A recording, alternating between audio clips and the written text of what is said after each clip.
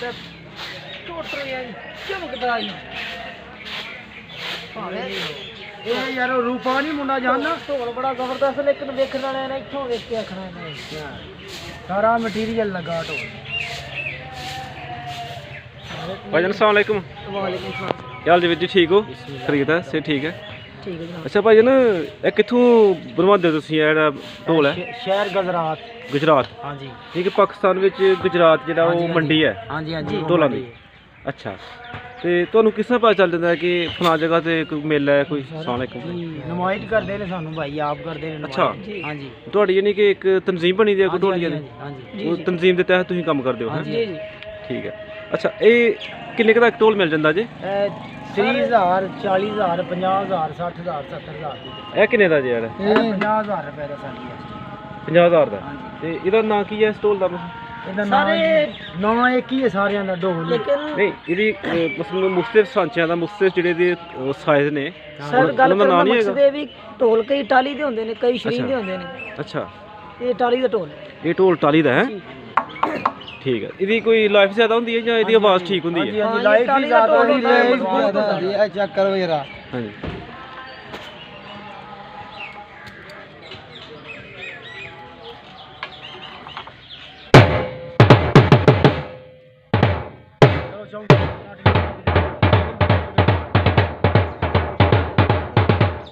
ਅੱਛਾ, ਇਹ ਕੀ ਚੀਜ਼ ਲੱਗੀ ਜਿੱਥੇ? ਇਹ ਵਰਕਾ ਸਰ ਪੈਨ ਨਾਲ ਵਿੱਚ ਮਾਰਕਲ ਨਾਲ ਕਲਰ ਭਰੇ ਨੇ। ਨਹੀਂ, ਇਹ ਮਟੀਰੀਅਲ ਕੀ ਚੀਜ਼ ਲੱਗੀ ਦੀ? ਪਲਾਸਟਿਕ ਇਹ ਦੀ? ਐਕਸਰਾ ਹੈਗਾ ਹੈ, ਐਕਸਰਾ। ਐਕਸ-ਰੇ।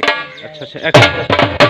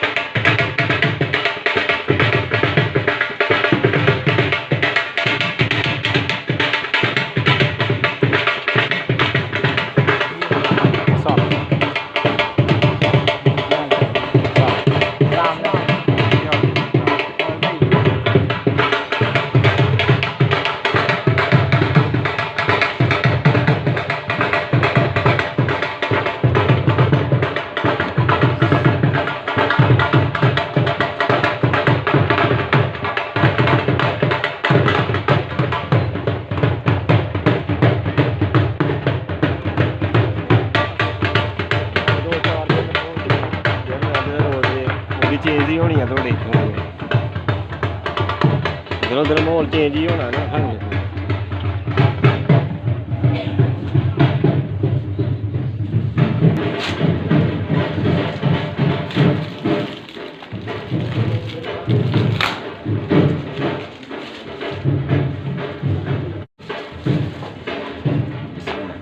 ਉਹਦੀ ਸ਼ਾਨ ਮਾਸ਼ਾਅੱਲਾ।